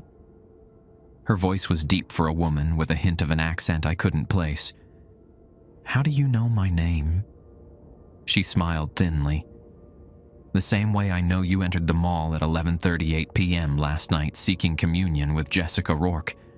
The same way I know you encountered the hunger and survived. The same way I know you reinforced the seal with your blood. She extended a hand. Sophia DeMarco. Antonio was my father. I shook her hand automatically, noticing the similarities between her fingers and my grandmother's. The same long, tapered shape, the same prominent knuckles. Jessica said you'd explain everything. Sophia's eyebrows rose slightly. You spoke with her? Truly spoke with her? Yes, she helped me understand what was happening, told me what to do. Interesting. Sophia glanced back at the mall, where her team was already disappearing inside. Most spirits can't manifest that clearly, even at a crossing point. She must have had a powerful connection to you. We were engaged, I said simply. Sophia nodded, as if this explained everything. You should come with us. There are things you need to know, responsibilities you've inherited whether you want them or not. Part of me wanted to refuse, to drive away and pretend none of this had happened. But the larger part, the part that had already accepted the impossible reality of what I'd experienced, knew there was no going back. I was involved now, connected to this place and its secrets by blood and deed. What about Dom? And Taylor? Their families will be looking for them. A shadow crossed Sophia's face. We'll recover what we can, give their families closure, if not the whole truth. It's the best we can offer." She checked her watch. "We don't have much time. The mall security patrol arrives at 7 o'clock, and we need to be gone by then." I nodded, pocketing my keys and exiting the car. My legs felt like lead as I followed Sophia back toward the service entrance, each step an effort of will. The morning air was cool and damp, carrying the scent of wet asphalt and distant rain. "How long have you been doing this?" I asked as we walked. "Personally? 32 years. The DeMarco family has been maintaining crossing points for centuries." She gave me a sidelong glance. "Your grandmother was supposed to be part of it too, but she chose a different path." She never mentioned any of this. That was her choice. Eleanor believed she could escape her heritage by simply ignoring it. Sophia's tone made it clear what she thought of that decision. When she married into the Sullivan family and changed her name, she cut all ties with us. But the blood remains. The responsibility remains. We reached the service entrance, which now stood propped open with a small black wedge. The smell that wafted out was different from the night before. Less mildew and decay, more like ozone and burnt sage. "My team is already cleansing the areas where the breaches occurred," Sophia explained, leading me into the service corridor. "The seal you reinforced will hold for some time, but we need to erase all traces of what happened here. The remains." I swallowed hard, thinking of Dom's face embedded in that monstrosity I'd seen, of Taylor's body being used like a puppet. "What exactly are these things?" Jessica called them the Old Ones. Sophia's pace never faltered as we made our way through the darkened corridor, her flashlight beam steady and sure. "They have many names. The Hunger, the Watchers, the Void Between. They exist in the spaces between realities, feeding on emotion and life force. Most crossing points are natural formations, caves, certain river junctions, places where the Earth's magnetic field creates vulnerabilities in the barrier between worlds." "But this is a mall," I pointed out, "built directly on top of a major crossing point. My father tried to stop the development, but by the 1980s, the DeMarco influence in Cartersville had waned. The best he could do was design elements into the mall that would contain what lay beneath." Her flashlight illuminated the door to Bennington's books ahead. The fountain was his masterpiece, a seal disguised as public art, powered by the constant flow of human emotion that filled the mall during its operation. We entered Bennington's, now brightly lit by portable work lights, set up by Sophia's team. Two men in tactical gear were carefully removing books from the shelves, not the dusty, abandoned volumes I'd seen the night before, but newer editions that seemed out of place in the abandoned store. The entities attempted to create lures, Sophia explained, seeing my confusion. Physical manifestations of knowledge or personal items designed to draw victims deeper into the mall. We are removing all of them. We continued through the store and out into the central court, where the transformation was even more dramatic.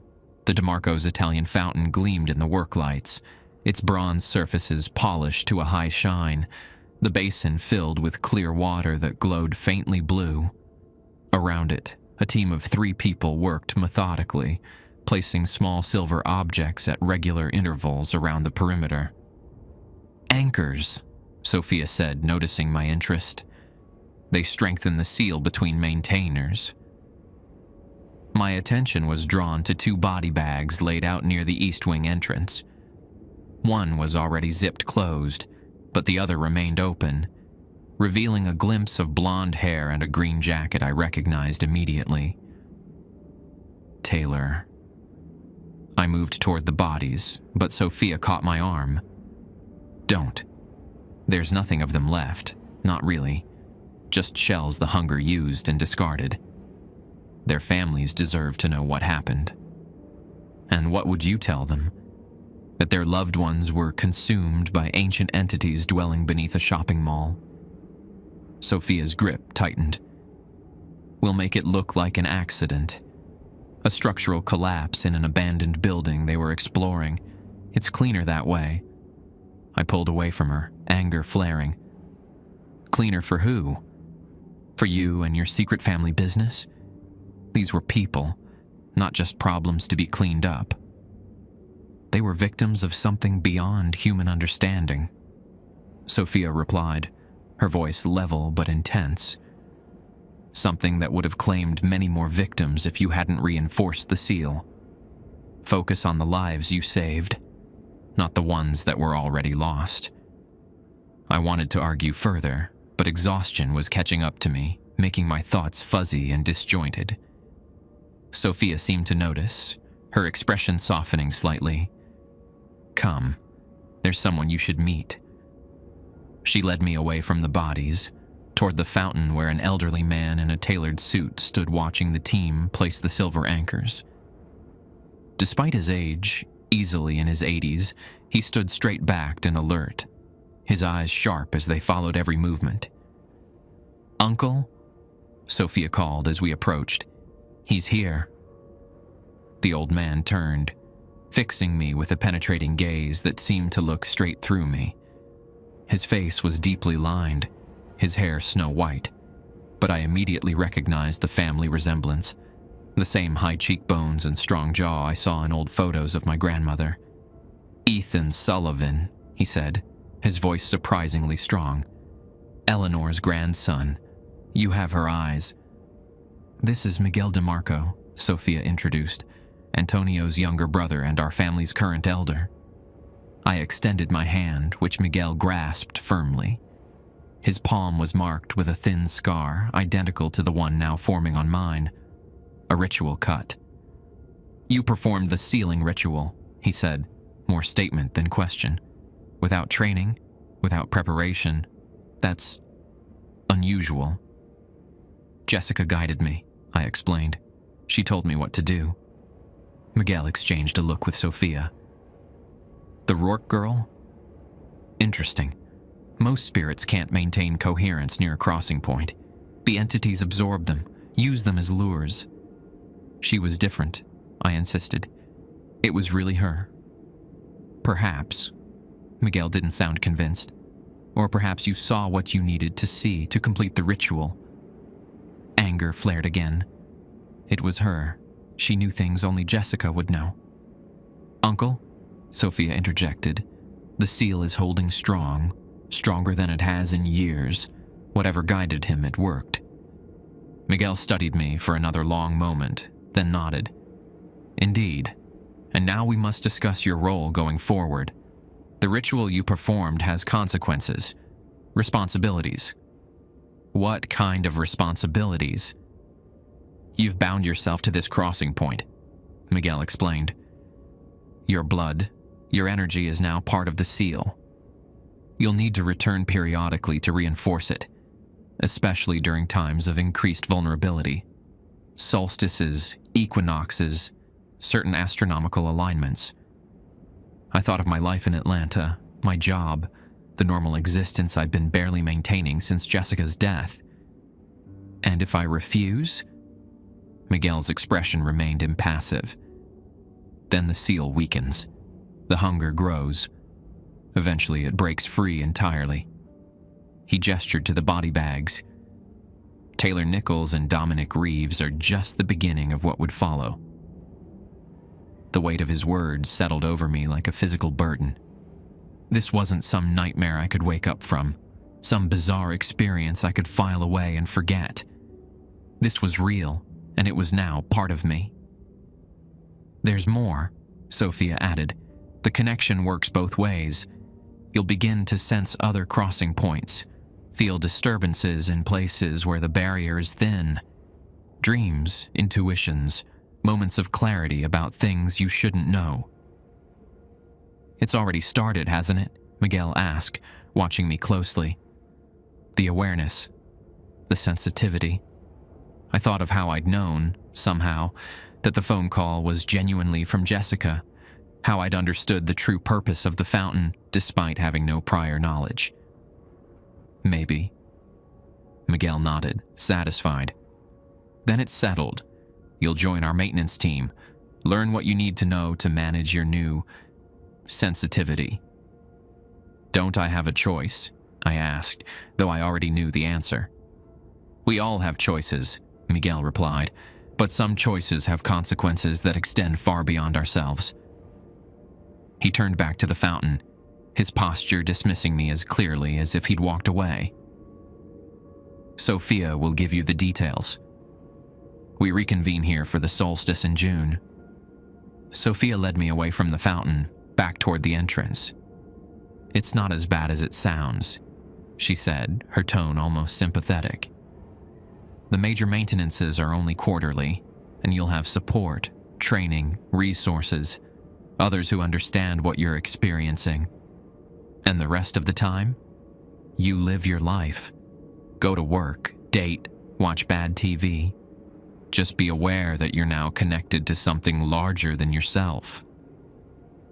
She handed me a business card with only a phone number printed on it. Call this if you begin experiencing severe symptoms, migraines, hallucinations, lost time. Otherwise, we'll contact you before the next maintenance. We had reached the service entrance again. The sky outside had brightened to a clear morning blue, the day fully begun.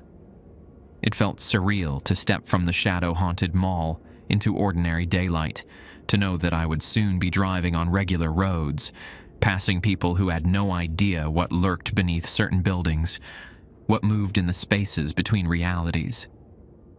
One more thing, Sophia said as I prepared to leave. About Jessica Rourke. I tensed. What about her? If it truly was her spirit that guided you, that means she's chosen to remain close to this world rather than moving on. Sophia's expression was unreadable. That's unusual and potentially dangerous for her and for you. Dangerous how? Spirits that linger too long near crossing points can be changed, corrupted. The hunger is always looking for new lures, new ways to draw in victims. She met my eyes directly. If you truly care for her, you should encourage her to move on the next time you see her. For her own sake. The suggestion felt like a physical blow. The thought of urging Jessica away, of deliberately severing the connection that had saved my life, was almost unbearable.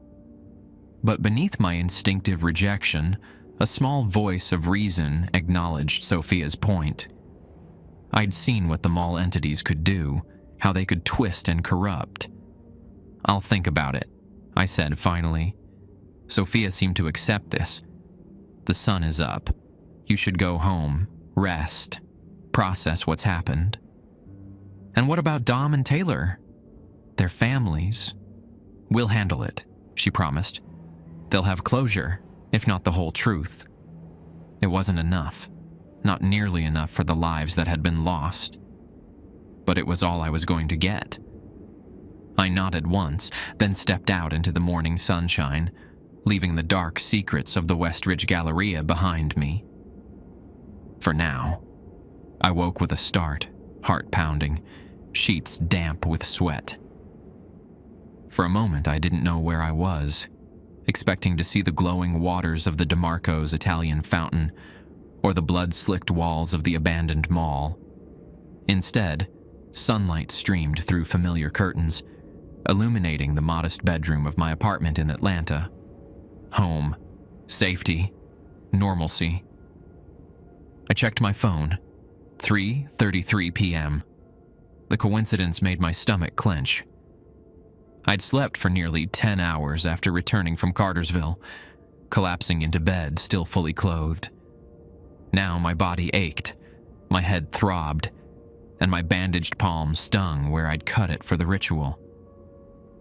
The events of the previous night seemed dreamlike in the afternoon light, too bizarre, too horrific to have actually happened, but the business card on my nightstand with its single phone number proved otherwise, as did the text message from an unknown number that had arrived while I slept.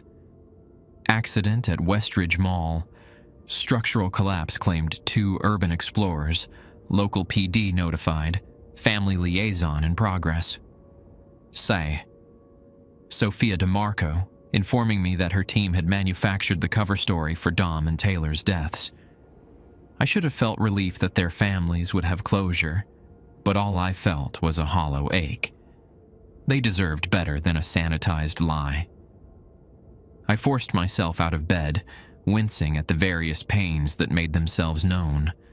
Bruised ribs from when the creature had slammed into me, scraped knees from crawling through the maintenance corridor, muscles strained from hours of tense alertness. The bathroom mirror revealed a haggard stranger, dark circles under bloodshot eyes, a day's worth of stubble, hair matted with sweat and grime. I looked like a man who'd been through hell, which, in a way, I had. As I showered, I tried to process everything I'd learned. My grandmother's connection to the DeMarco family, the crossing points and the entities that dwelled near them, my new responsibilities, as Miguel had so casually termed them, and Jessica, her spirit reaching out to guide me, to save me. If you truly care for her, you should encourage her to move on the next time you see her, for her own sake. Sophia's warning echoed in my mind as I dried off and changed into clean clothes. The thought of deliberately pushing Jessica away felt like losing her all over again. But the memory of that blood shadow wearing her face, using her voice to lure me deeper into the mall's trap, was still fresh and horrifying. I made coffee and checked my laptop. The local news sites in Cartersville had already picked up the story. 2 dead in mall collapse. Urban explorer's tragedy. The articles were sparse on details, citing only that Dominic Reeves, 28, and Taylor Nichols, 27, had entered the abandoned Westridge Galleria sometime Tuesday night and were killed when a section of ceiling collapsed. A security guard had discovered their bodies during a routine patrol Wednesday morning. Clean, clinical, false. My phone rang. Taylor's sister, according to the caller ID. I let it go to voicemail, unable to face her questions, her grief. What could I possibly say? The truth was unbelievable, and the lie felt like a betrayal of both Taylor and Dom's memory. The voicemail notification appeared, followed by a text message. "Ethan, the police said you might have been with Taylor last night. Please call me. I need to know what happened to my sister." I set the phone down, guilt churning in my stomach. Later. I would call her later, when I had my story straight, when I could lie convincingly about why I hadn't been caught in the same accident that claimed Taylor's life. As I sipped my coffee, a strange sensation crept over me, a prickling awareness, as if someone were watching me from just outside my peripheral vision. I turned, scanning the empty apartment, but there was nothing there. Just the ordinary furnishings of my ordinary life, now infiltrated by extraordinary knowledge. I tried to distract myself with work emails, with mindless television, with anything that might restore a sense of normalcy. But my attention kept drifting, my thoughts circling back to the events at the mall. The cut on my palm throbbed in time with my heartbeat, a constant reminder of the blood I'd shed to reinforce the seal. Around sunset, the strange sensations intensified. The air in my apartment felt charged, like the atmosphere before a thunderstorm.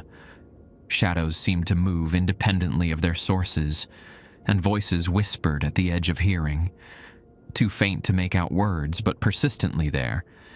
You'll begin to sense other crossing points, feel disturbances in places where the barrier is thin. Dreams, intuitions, moments of clarity about things you shouldn't know. Sophia's words came back to me as I paced restlessly through my apartment. Was this what she meant? This hyper-awareness, this heightened sensitivity to... what? The unseen? The unknown? I found myself drawn to my building's stairwell. descending to the basement level where the laundry facilities and storage units were located. I'd been down here hundreds of times before, never noticing anything unusual. But now, as I approached the far corner where the building's ancient boiler rumbled, I felt it. A subtle wrongness in the air, a sense of depth where there should be only concrete and pipes. The wall seemed to ripple slightly as I stared at it, like heat distortion on asphalt in summer. I reached out, my fingertips hovering inches from the surface, and felt a distinct coolness emanating from what appeared to be solid brick. A crossing point, a small one, barely a pinprick in the barrier between worlds, but unmistakably there. Had it always been here, in my own building? Or was I simply able to perceive it now, after what had happened at the mall? You see it now, don't you? I whirled around to find an elderly woman watching me from the stairwell door. Mrs. Abernathy from apartment 5C, a widow who had lived in the building for decades. I'd always thought of her as just another neighbor, exchanging polite nods in the hallway or brief conversations by the mailboxes. Now I noticed details I'd somehow missed before. The silver pendant around her neck, almost identical to the anchors Sophia's team had placed around the fountain. The faint scar across her palm, matching the fresh one on mine. "You're one of them," I said, the realization dawning. "A DeMarco." Mrs. Abernathy smiled, but there was no warmth in it. "Marissa DeMarco Abernathy. I've been watching you since you moved in, Ethan, waiting to see if Eleanor's blood would manifest in you." She nodded toward the wall I'd been examining. "It seems it has. You've been spying on me? For 3 years?" "Monitoring," she corrected. "The DeMarcos have monitors placed near most crossing points, even minor ones like this." She gestured dismissively at the wall. "It's barely a tear, really. Nothing like Westridge."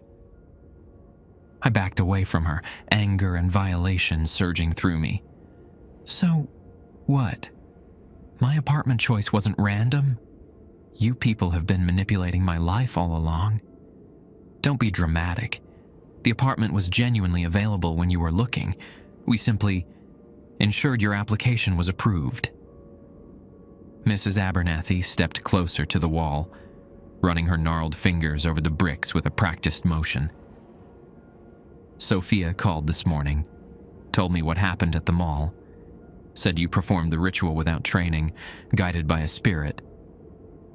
The way she said spirit carried unmistakable skepticism. "It was Jessica," I insisted. "She saved my life." "Perhaps." Mrs. Abernathy's tone matched Miguel's from earlier, doubtful, condescending. "Or perhaps it was something else, wearing a familiar face to gain your trust.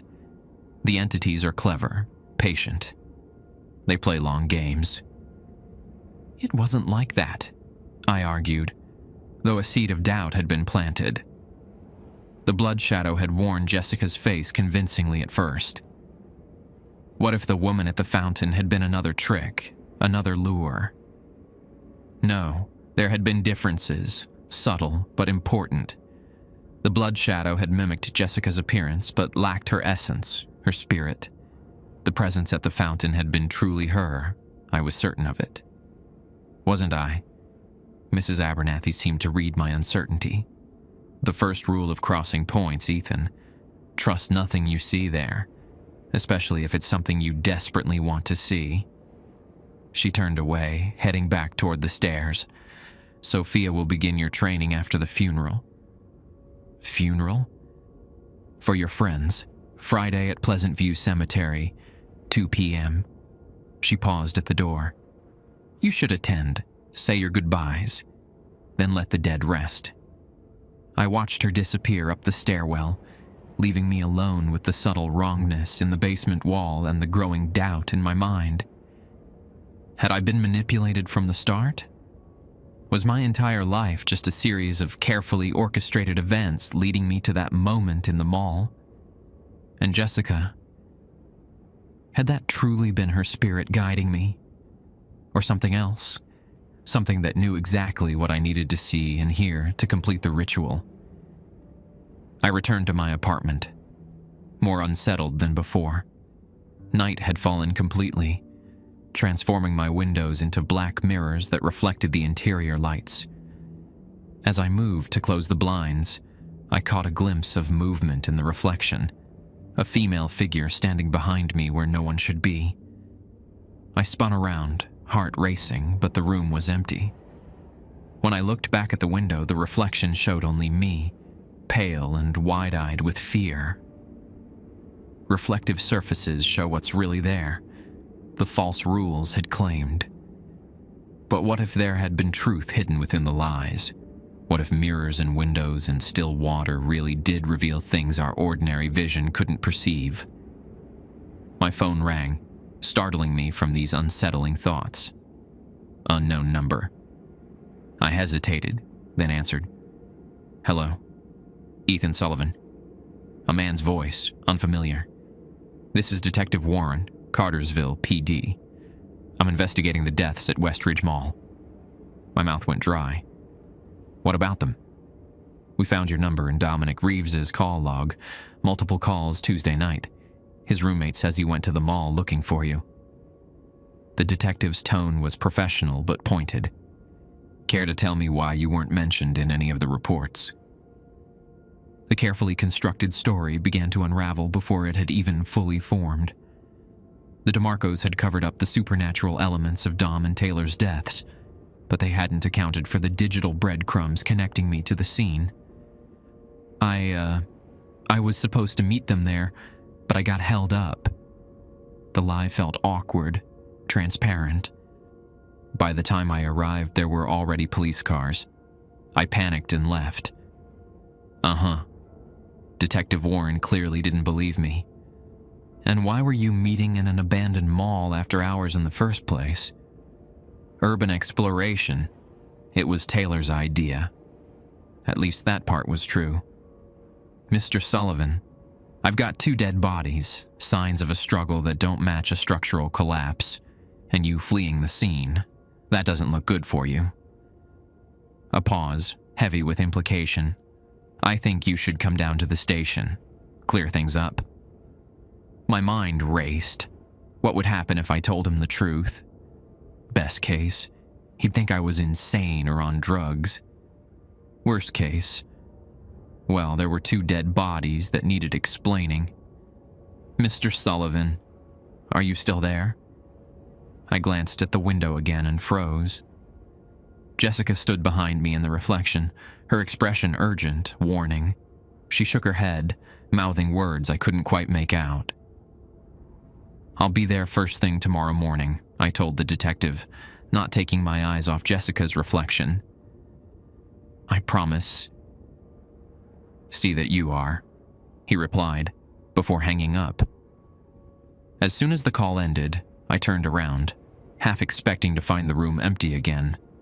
But Jessica was there, not as solid as she'd appeared in the mall, more translucent, like light passing through stained glass, but undeniably present. You shouldn't have answered that call, she said, her voice distant yet distinct. The DeMarcos can't protect you from everything.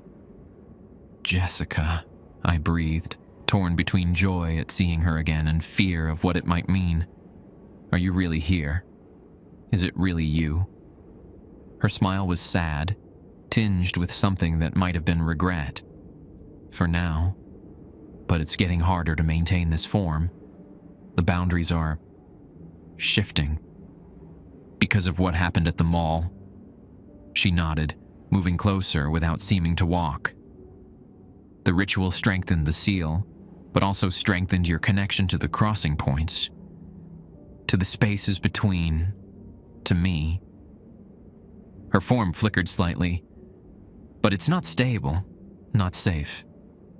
I reached for her, but my hand passed through her image, encountering only a pocket of cold air. Sophia said you should move on. That lingering near crossing points could change you. She's not wrong. Jessica's expression grew troubled. I can feel it already. The pull, the hunger. It would be so easy to become like them, to feed on grief and fear and hope. Her eyes met mine, determined despite their ghostly quality. But that's not why I'm here. Then why? To warn you. The detective Warren, he's not what he seems. Don't go to the station alone. She glanced toward the window, as if seeing something beyond it. The DeMarcos aren't the only ones aware of crossing points. There are others with different goals, different methods. My head spun with this new information. Others? Like who? I don't know exactly, but they've been watching the West Ridge crossing point for years, waiting for an opportunity. Jessica's form began to fade, her outline blurring. They'll be coming for you now, because of what you did, because of what you've become. Jessica, wait. I tried again to touch her, to hold her here somehow. Don't go. I just found you again. Her smile was heartbreaking in its tenderness. You never lost me, Ethan. Not really. She was barely visible now, a shimmer in the air like heat distortion. Be careful who you trust. Even the DeMarcos don't know everything. And then she was gone, leaving me alone with her warning and the growing certainty that my life had changed irrevocably.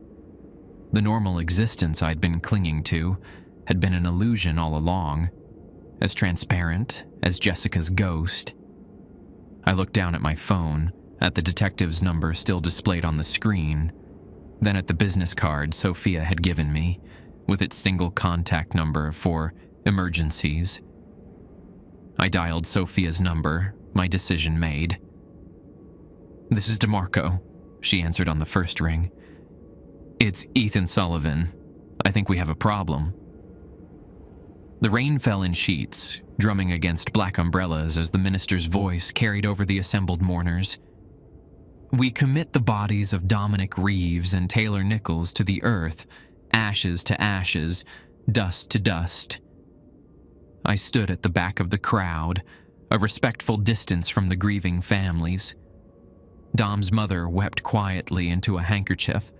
Taylor's father stood rigid, his face a mask of stoic sorrow. They had no idea what had really happened to their children, and they never would. Sophia DeMarco appeared silently beside me, dressed in appropriate funeral black, her silver-streaked hair hidden beneath a modest hat.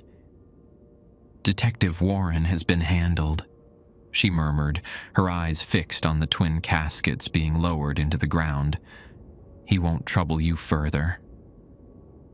I didn't ask what handled meant. Some questions were better left unasked in this new world I was navigating. The caskets are empty, aren't they? I kept my voice low, though no one was close enough to overhear. Sophia didn't answer directly. The families have closure. That's what matters. The minister finished his remarks. Family members approached the graves, dropping flowers onto the gleaming casket lids. I watched Taylor's sister place a single white rose, her shoulders shaking with silent sobs. It's not enough, I said. It never is. Sophia's tone held centuries of similar moments, similar regrets. But it's what we can offer. Protection for the many at the cost of truth for the few. The service concluded, mourners drifting away in pairs and small groups, seeking shelter from the intensifying rain. We remained, watching until the cemetery workers began filling the graves with soggy earth. Your training begins tomorrow, Sophia said, as we finally turned to leave. 6 a.m., Piedmont Park, by the lake. Miguel will meet you there. And if I don't show up? She gave me a look that needed no words. We both knew I would be there. I returned to my apartment to find it transformed, not physically, but in my perception of it. The crossing point in the basement had altered my awareness of the entire building. I could sense the subtle wrongness now, the way certain corners seemed deeper than they should be, how shadows lingered after their sources had moved on. Jessica hadn't appeared again since her warning about Detective Warren, but I felt her presence occasionally. A familiar perfume when no one was there. A whisper just beyond hearing. A warmth in otherwise empty rooms. Not gone, not fully here. Somewhere in between, like me. I packed a small bag with essentials. Clothing, toiletries, Jessica's locket. The DeMarcos had been clear that my initial training would take several days, possibly weeks. I wasn't sure what exactly they would teach me, only that it was necessary if I wanted to understand and control my new sensitivity to crossing points. As I prepared to leave, I noticed something on my kitchen counter that hadn't been there before. A small silver object, identical to the anchors Sophia's team had placed around the fountain at Westridge. Beside it lay a note in elegant, old-fashioned handwriting. "Keep this with you always. It will help you find your way back." The note was unsigned, but I recognized Jessica's handwriting immediately. I picked up the anchor, surprised by its weight and the faint vibration it emitted against my palm. It felt alive somehow, resonating with something inside me. I slipped it into my pocket alongside her locket. These two talismans connecting me to different worlds, different realities. The person I had been 8 months ago, grieving, lost, desperate for one more moment with Jessica, seemed as distant now as another lifetime. In his place stood someone new, someone with one foot in the ordinary world and one in the shadows behind it. Someone with responsibilities I was only beginning to understand, to a family I'd never known I had, to forces older than human memory. Someone who had entered an abandoned mall seeking the dead and instead found a new purpose among the living. As I locked my apartment door behind me, I knew with absolute certainty that I would never be the same again. The rules had changed, the game had changed, and so had I.